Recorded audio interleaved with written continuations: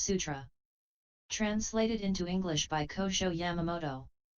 1973 from Dharmakshema's Chinese version. Chapter 41, on Bodhisattva Kasyapa, b. O good man! Such matters of dispute are they. Things that belong to the world of the Buddha. They are not what sravakas and pratyekabuddhas can fathom.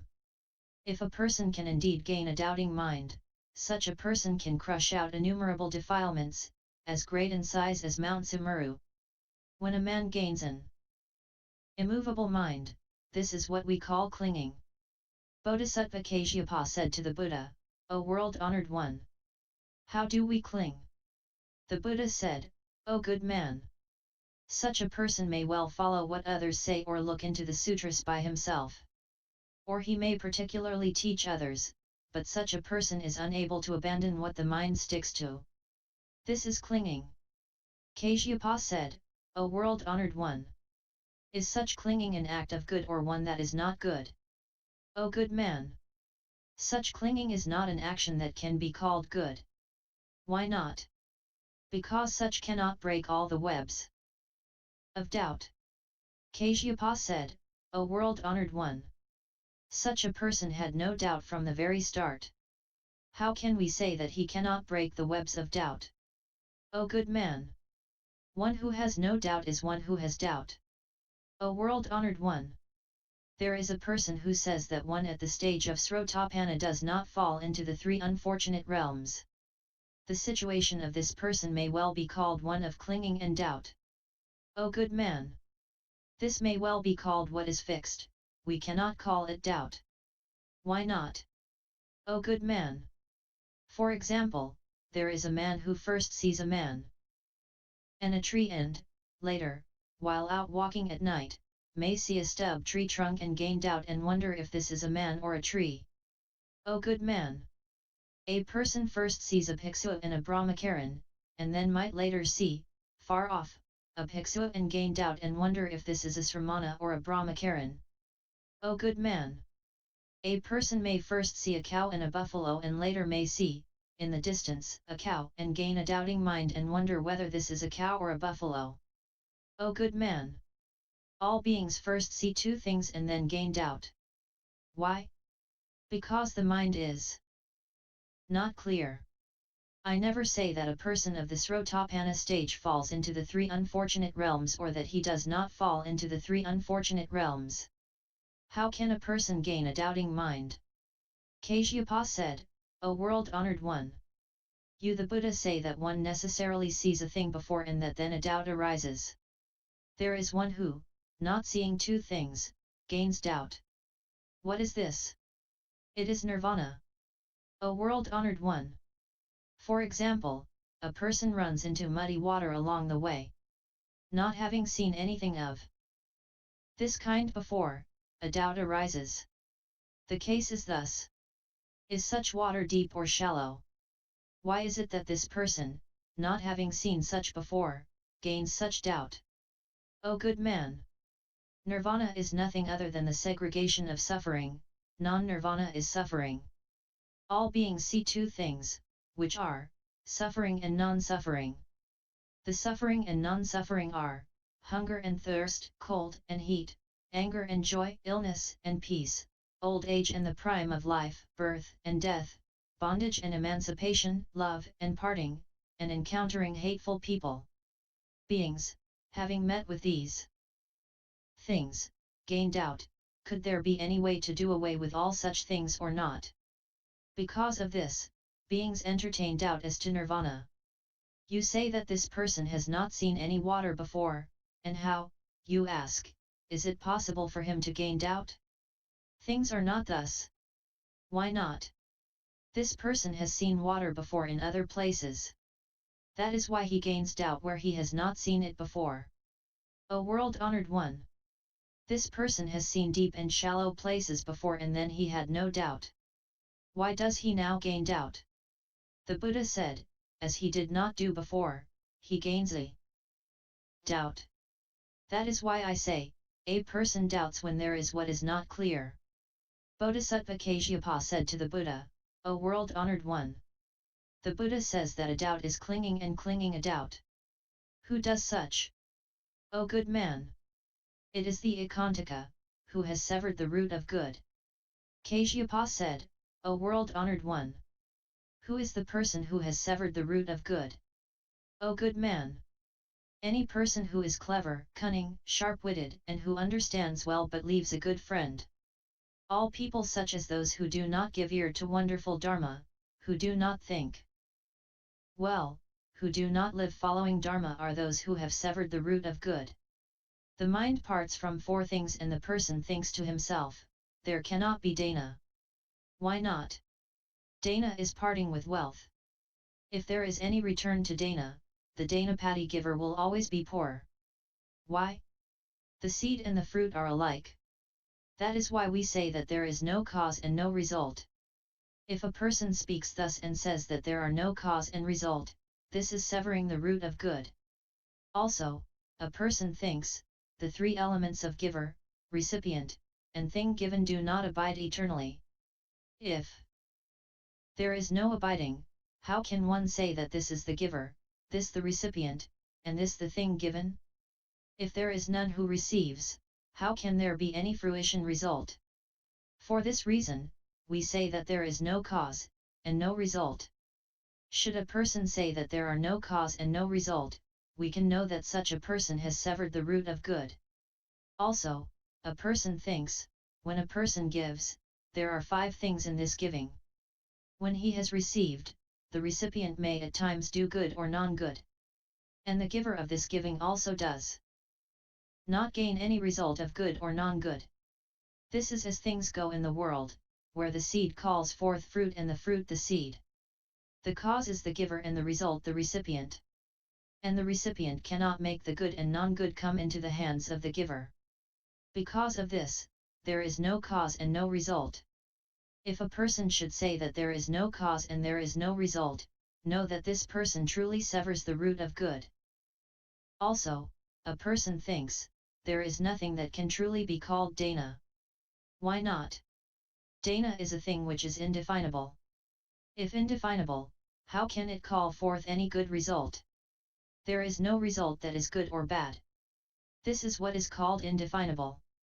If a thing is indefinable, know that there cannot be any good or bad result.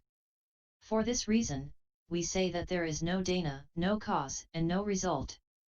Anyone who professes that there is no cause and also no result, such a person severs the root of good.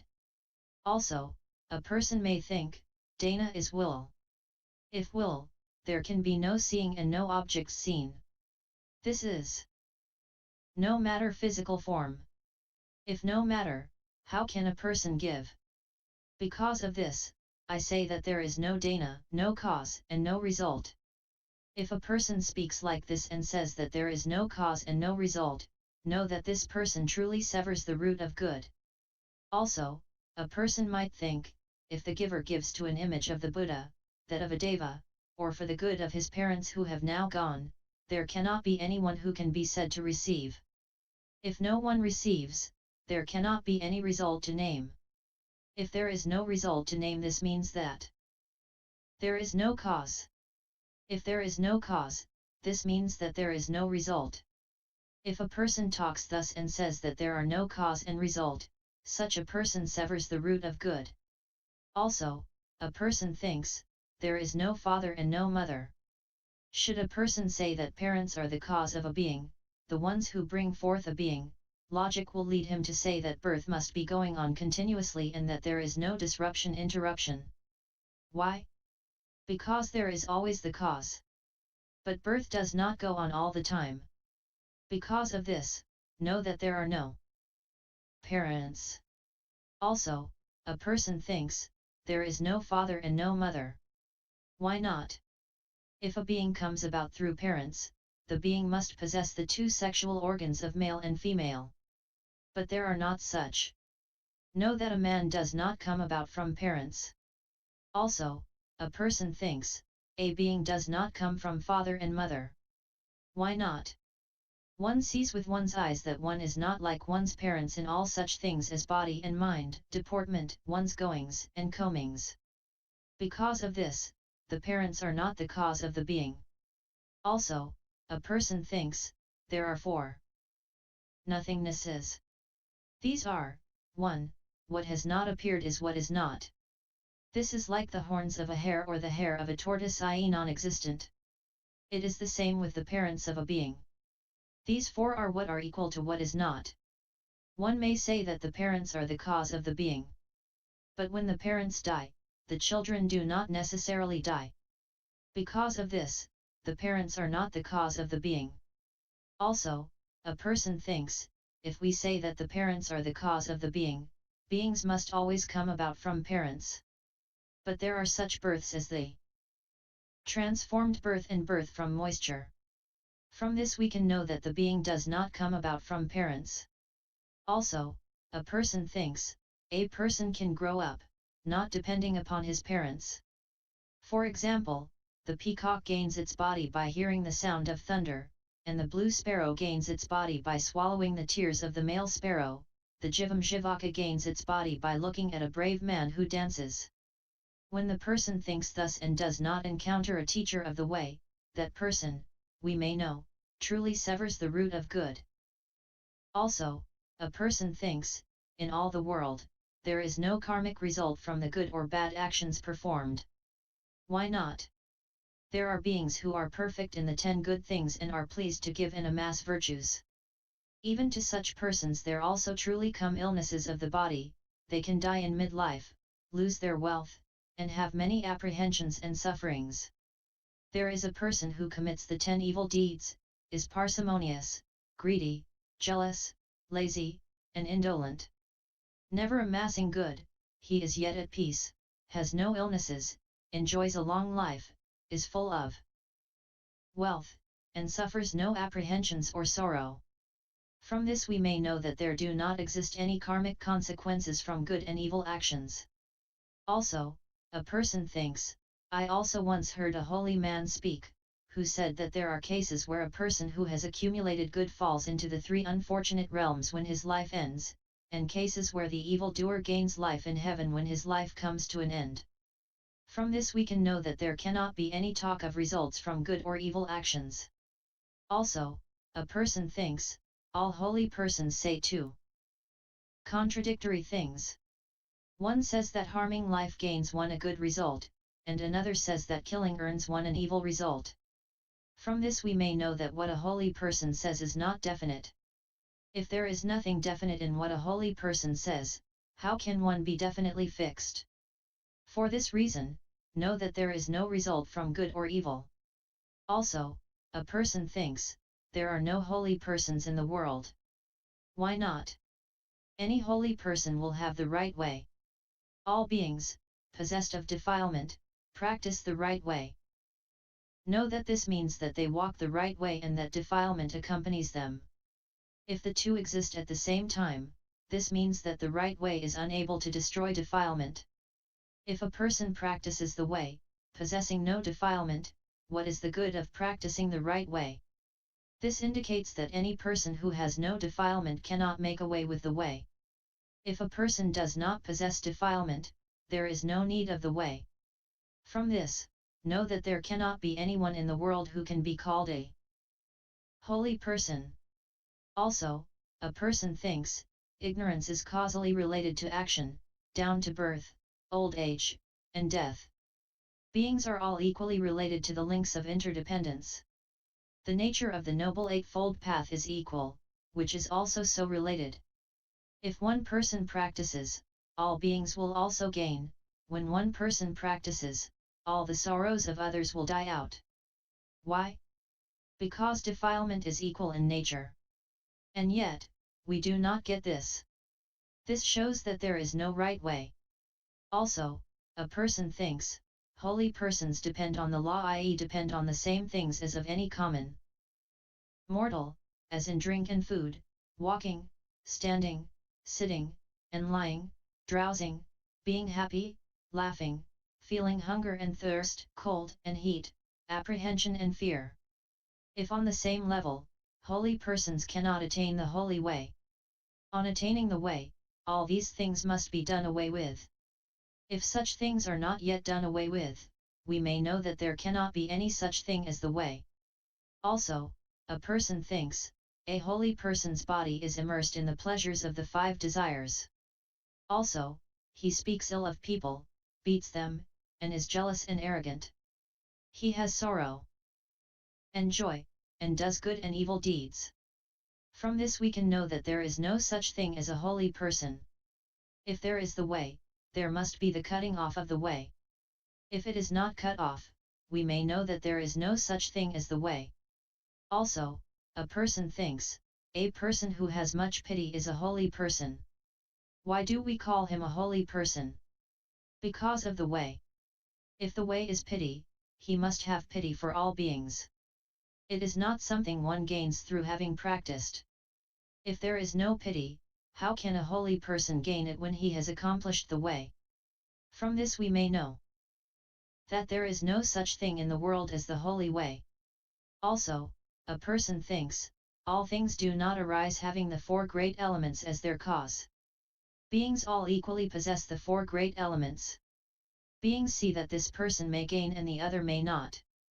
If there is any holy way, things should go thus. But things do not go thus. So one can indeed know that there is no such thing as the holy way.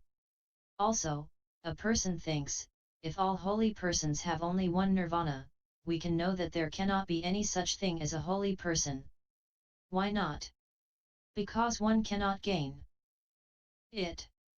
The eternal Dharma cannot be gained, or one cannot gain or abandon it. If holy persons have many nirvanas, this tells us that what there is non-eternal. Why? Because these are things that can be counted.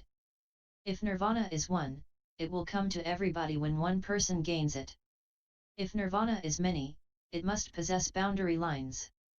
How can we call it eternal? If it is said that nirvana is one in body and that emancipation is many, this may be likened to the case where one has many teeth and a tongue.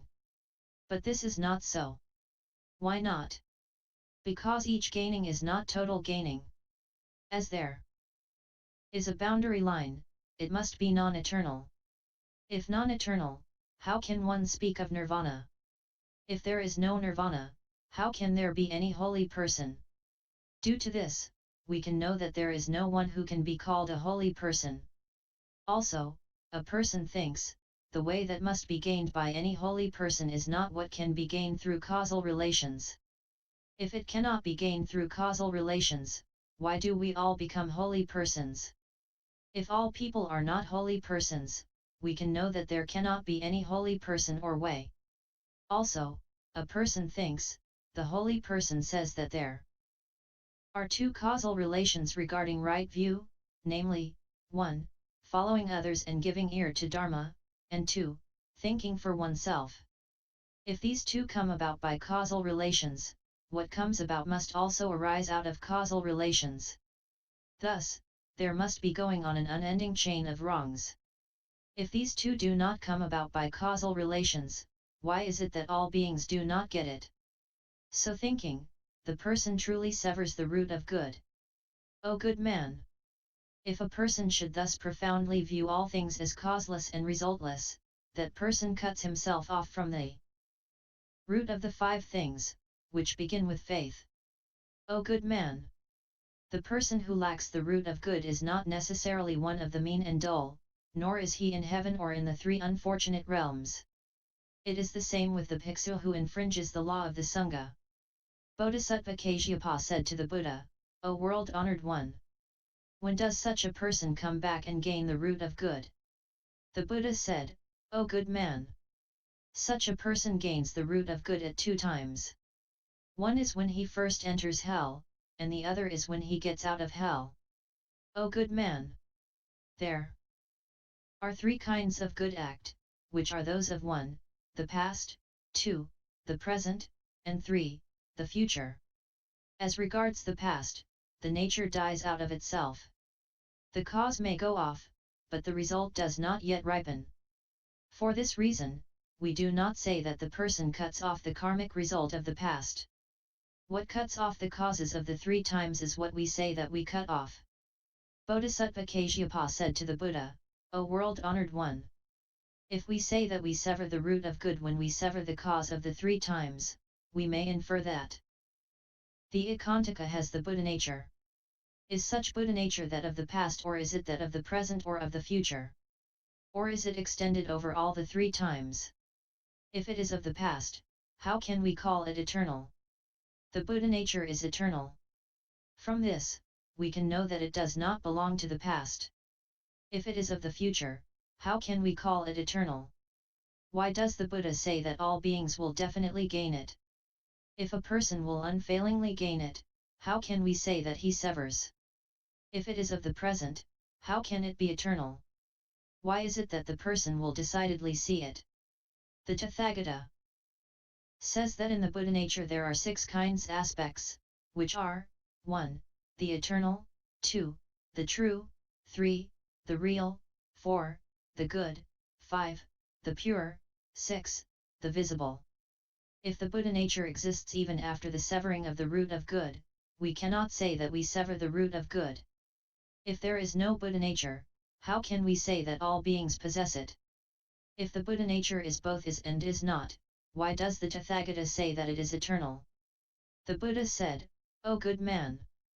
The Tathagata world-honored one has 4 answers to all beings, which are 1. A definite answer, 2. A discriminative answer, 3. A non-accorded answer, and 4. A left-out answer." O good man! What is a definite answer? When asked if an evil action calls forth a good or evil result, we say definitely that what comes about is not good in nature. The same is the situation with what is good. If asked whether the Tathagata is all-knowing or not, we definitely say that he is an all-knowing person. When asked if the Buddhist teaching is pure or not, we definitely say that it is pure. When asked if the disciples of the Buddha live in accordance with the rules, the answer will definitely be that they live in accordance with the rules set for them to live by. What is a discriminative answer? It is as in the case of the 4 truths that I speak about. What are the 4? These are 1. Suffering, 2. Cause of suffering, 3. Extinction, and 4. The way to the extinction of suffering. What is the truth of suffering? It is so called because there are 8 sufferings. What is the truth of the cause of suffering? It is so called because of the cause of the 5 skandhas. What is the truth of extinction? It is so called because of greed, ill will and ignorance, which go all through. What is the truth of the way? The elements of enlightenment are called the truth of the way. This is a discriminative answer. What is the answer to what is asked? This is as when I say that all things are non-eternal. And a person asks, "O Tathagata world-honored one! Why do you say non-eternal?" If this is asked, we answer, the Tathagata says non-eternal because of the fact that things are created. The same is the case with the non-self. 2. This is as when I say that all things get burnt. Another person asks further, why does the Tathagata world-honored one say that all gets burnt? The answer to this would be, the Tathagata says that all burn due to greed, ill will, and ignorance. O good man! The Tathagata's 10 powers, 4 fearlessnesses, great loving kindness and great compassion, 3 remembrances, all kinds of samadhi such as the Surangama samadhi, etc., that come to a total of some million billion, the signs of perfection, the minor marks of excellence, all the samadhis such as the 5 knowledge mudra, etc., whose number extends up to million thousand, all the samadhis such as the Vajra samadhi, etc., whose number reaches 4,200, and the samadhis of the expedients, which are innumerable, are the Buddha nature of this Buddha. In this Buddha nature, there are 7 things, namely, 1. The eternal, 2. The self, 3. Bliss, 4. The pure, 5. The true, 6. The real, and 7. The good. These are discriminative answers. O good man! In the Buddha nature of the transformed Bodhisattva that represents another person 1, there are 6 things, which are, 1. The eternal, 2. The pure, 3. The true, 4. The real, 5. The good, and 6, little seeing. These are discriminative answers. You asked before, is there any Buddha nature in the person whose root of good has been severed? Also, there is the Buddha nature of the Tathagata, also, there is the Buddha nature of the body represented as of a different person. As these two hinder one's future, we may well call these nothing. As one decidedly gains it, we may well call this is. This is a discriminative answer. The Buddha nature of the Tathagata is not of the past, present, or future. The Buddha nature of the body gained to represent a different person has present and future. When we see to some extent, we call it the present. When one has not fully seen it, we construe it as belonging to the future. In the days when the Tathagata had not yet attained unsurpassed enlightenment, what there was the Buddha nature of past, present and future, due to the fact that the Buddha nature stood as cause. But the result is not thus. There is a situation where things concern the three times, or one where the three times are not involved. With the body of the Bodhisattva who gains it for a different person, the Buddha nature is in the state of cause. So it has past, present, and future. It is the same with the result, too. This is a discriminative answer. There are 6 kinds elements in the Buddha nature of the Bodhisattva at the level of the 9th stage, which are, 1. The eternal, 2. The good, 3. The true, 4. The real, 5. The pure, and 6. The visible. When the Buddha nature is the cause, it has the 3 phases of past, present, and future. The same applies to the result, too. This is a discriminative answer. There are 5 things relative to the Buddha nature of bodhisattvas at the levels from the 8th down to the 6th stage, namely, 1. The true, 2. The real, 3. The pure, 4. The good, and 5. The visible. When the Buddha nature is the cause, it has past, present, and future. So does it obtain with the result, too. This is a discriminative answer. In the Buddha nature of bodhisattvas at the levels from the 5th down to the 1st stage, there are 5 things, which are, 1. The true, 2. The real, 3. The pure, 4. The visible, and 5. The good and the non-good. O good man! The Buddha nature of categories 5, 6, and 7 is what will assuredly be gained by those who have severed the root of good. Hence, is. This is a discriminative answer. There may be those who will say, those who have severed the root of good decidedly have the Buddha nature and they decidedly have no Buddha nature. This is a left-out answer.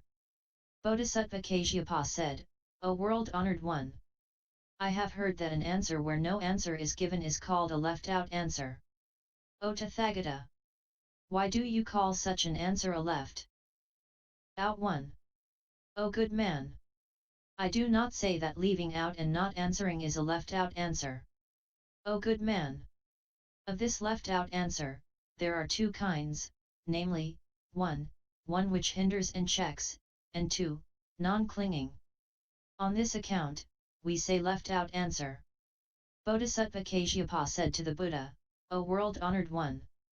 Why do you the Buddha say that the cause is past, present and future and the result past, present and future, and also that it is not past, present and future?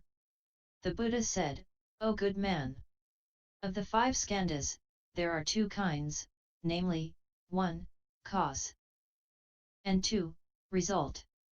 The 5 skandhas of this cause have past, present and future, but it is also the fact that they are not past, present, and future. O good man! All the bondages of ignorance and defilement are the Buddha nature. Why? Because they are the cause of the Buddha nature.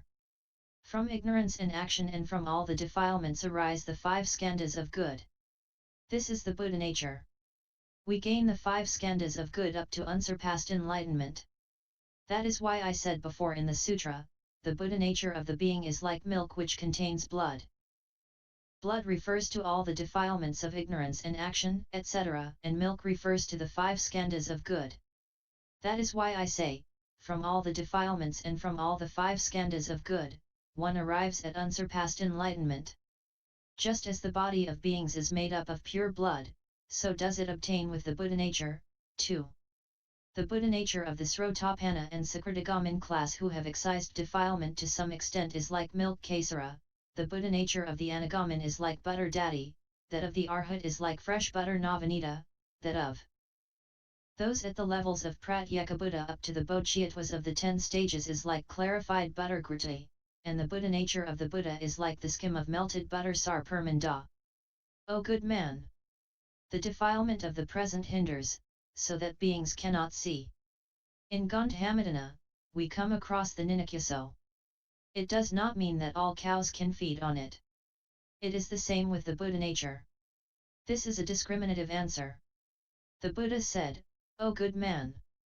All people did things in the past, the karmic results of which they are now living through in this life. There can be the actions of the future. As these Bodhisattva Kasyapa said to the Buddha, O world-honored one! If the Buddha have not yet come about, there is no result to speak of. People have defilement now. If not, all beings would have to be able clearly to see the Buddha nature. On this account, one who has severed the root of good indeed cuts off, with the causal relation of defilement of the present world, the root of good and, through the causal relation of the power of the Buddha nature of the future, can gain the root of good. Kasyapa said, O world-honored one! How might one gain the root of good in the future? O good man! This is analogous to the day lamp which can indeed dispel the gloom, even though the sun has not yet risen. This is just as the future can truly call forth beings. It is the same with the Buddha nature of the future. This is what we call a discriminative answer. Bodhisattva Kasyapa said to the Buddha, O world-honored one! If the 5 skandhas are the Buddha nature, why do we say that the Buddha nature of beings exists neither within nor without? The Buddha said, O good man! How could you lose the meaning? Did I not say before that the Buddha nature of the being is none other than the middle path? Kasyapa said, O world-honored one! I did not lose the meaning. As beings do not grasp the meaning of this middle path, I speak thus. O good man! Beings do not understand the middle path. At times they understand it, and at other times they do not. O good man! In order that beings can know, I say that the Buddha nature is neither within nor without. Why? Common beings say that the Buddha nature is the 5 skandhas, as though it were a vessel. Or they say that it exists outside of the skandhas as in the void. That is why the Tathagatas say middle path. The Buddha nature which beings possesses neither the 6 sense organs nor the 6 sense fields. Within and without come together. So we say middle path. That is why the Tathagata says that the Buddha nature is not other than the middle path. As it is neither within nor without, it is the middle path. This is a discriminative answer. Also, next, O good man! Why do we say neither within nor without? O good man! Some say that the Buddha nature is none but the Tirthaka. Why? In the course of innumerable kalpas, the Bodhisattva Mahasattva, being amidst Tirthakas, has cut away all defilements, trained his mind, taught people, and then gained unsurpassed enlightenment. On this account, the Buddha nature is none but the Tirthaka. Or a person might say, the Buddha nature is no other than the way within. Why so? They Bodhisattva may have practiced the way of the Tirthakas over the course of countless kalpas. But other than by the way within, he would not be able to attain unsurpassed enlightenment. That is why the Buddha nature is what the Buddha taught. For this reason, the Tathagata checks off the 2 planes and says, the Buddha nature is neither inside nor outside. It is an inside and outside. This is the middle path. This is a discriminative answer. Also, next, O good man! Some say, the Buddha nature is none other than the adamantine body of the Tathagata and the signs of perfection and the minor marks of excellence. Why? It is nothing that is false. Or a person might say, the Buddha nature is no other than the 10 powers, the 4 fearlessnesses, great loving kindness and great compassion, the 3 remembrances, all kinds of samadhis, such as the Surangama samadhi, etc. Why? Because by means of samadhi, one gains the adamantine body, the signs of perfection, and the minor marks of excellence. Because of this, the Tathagata checks off the two planes and says that the Buddha nature is neither inside nor out, it is both in and out. This is the middle path. Also, next, O good man. Some say, the Buddha nature is the good thinking of the way within. Why? Apart from good thinking, one cannot attain unsurpassed Bodhi. Thus, the Buddha nature is the good thinking of the way within. Or some say, the Buddha nature hears Dharma, following others. Why? To hear Dharma gives one good thinking of the way. If one does not give ear to Dharma, this is no thinking. Thus, the Buddha nature is to hear Dharma, following others. On this account, the Tathagata checks off the two planes and says that the Buddha nature is neither within nor without, and also it is both within and without. This is the middle path. Also, next, O good man. Some say, the Buddha nature is what is without. It refers to Dhanaparamita.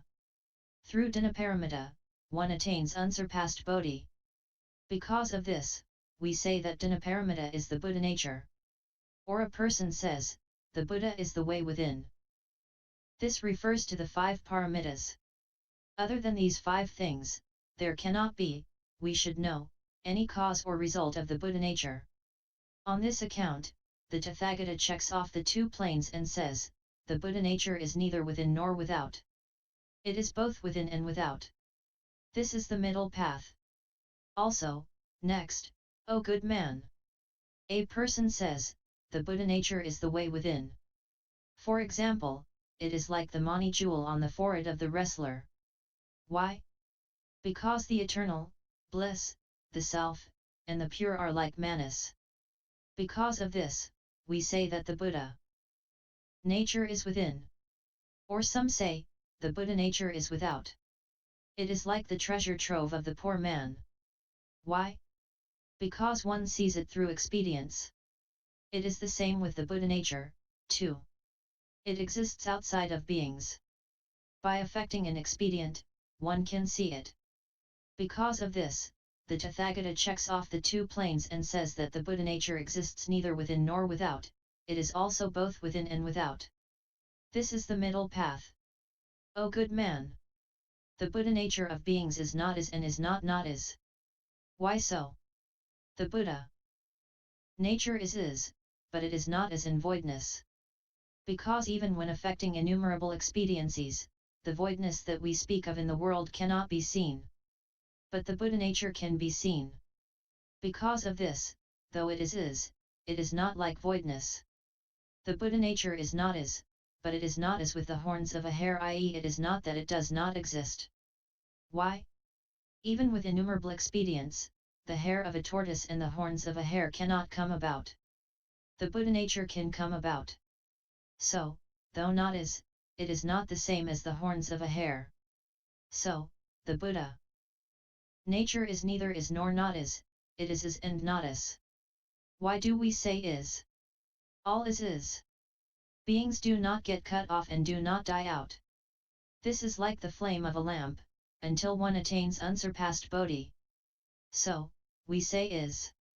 Why do we say that it is not is? All beings are, for the present, not the eternal, bliss, the self, and the pure, and do not possess the Buddhist teaching. Hence, not is. As is and not is become one, we say middle path. That is why the Buddha says that the Buddha nature of the being is neither is nor not is. O good man!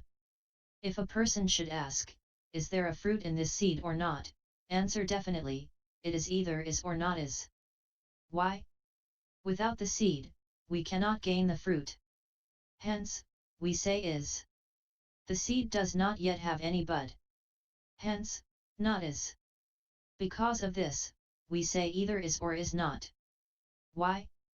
Although there exists the difference of time, the body is one. The same is the case with the Buddha nature of the being. If one says that in the being there is a separate Buddha nature, this is not so. Why? Because the being is the Buddha nature, and the Buddha nature is the being. Through difference in time, we have the difference of the pure and the non-pure added. O good man! If a person asks, can this seed definitely call forth fruit, or can this fruit truly call forth a seed? Answer definitely, it either calls forth or it does not. O good man! Worldly people say that there is cream in milk. What might this imply? O good man! If a person says that there is cream in milk, this is nothing but clinging. If a person says, there is no cream, this is what is false. One comes away from these two planes and says definitely, it is either is or not is. Why is? Because we gain cream from milk. The cause is the milk and the result is the cream. Because of this, we say is. Why do we say not is? The thing and the taste differ and the use is not one, i.e. not the same. For fever we use milk, and for loose bowels cream. Milk calls forth a cold, whereas cream fever. O good man! A person might say that there is in milk the nature of cream. If so, milk is cream and cream milk. The nature is one. Why is it that milk comes out first and not cream? If there is the causal relation to speak of, why is it that all beings do not so speak of it? If there is no causal relation, why is it that cream does not come out first? If cream does not come out first, who is it that has made the order of milk, cream, fresh butter, clarified butter, and the skim of melted butter? From this, we know that cream was not before, but is now. If it was not before, but is now, this is something non-eternal. O good man! A person might say that as there is the nature of cream in milk, cream does indeed come forth, as there is the nature of cream, cream does not come about from water. But the case is not so. Why not? For even watery grass, too, has the nature of milk and cream. How so? From watery grass we gain milk and cream. If a person says that in milk there is decidedly the nature of cream and that there is not in watery grass, this is something false. Why? Because the mind is unequal, because the person is being inconsistent. Hence, false. O good man! If we say that there is decidedly cream in milk, there must surely be the nature of milk in cream. Why? From milk comes about cream, and cream does not call forth milk. If there is no causal relation, we should know that this cream is what originally was not, but now is. Because of this, the wise will say that it is not that there is the nature of cream in milk and it is not that there is not the nature of cream in milk. O good man! Because of this, the Tathagata says in this sutra, if one says that all beings decidedly have the Buddha nature, this is clinging. If one says that they do not have it, this is what is false. The wise will say, the Buddha nature of the being is either is or not is. O good man! When four things harmonize, i.e. conjoin together, visual consciousness comes about. What are the four? They are, the I, the thing, brightness, light, and desire. The nature of this visual consciousness does not exist in the I, nor in the thing, nor in brightness, nor in desire. Through conjoining, it comes about. Thus, visual consciousness is what originally was not but now is, and what once was and what again is not. Hence, we have to know that there is no fixed nature. It is the same with the nature of cream in milk, too. If a person should say, water does not call forth cream, as it does not possess the nature of cream. Thus, there is decidedly the nature of cream in milk, this is not so. Why not? All things have different causes and different results. Also, it is not that a single cause calls forth all results, it is not that all results come from a single cause. O good man! Do not say that thus four things call forth visual consciousness and from these four things comes about auditory consciousness. O good man! Departing from the necessary expedient methods, one cannot gain cream from milk, or fresh butter from cream. What is definitely needed is the expedient means. O good man! The wise person sees that cream comes from milk, but will not say that fresh butter will also thus come forth, other than through expedient means. O good man!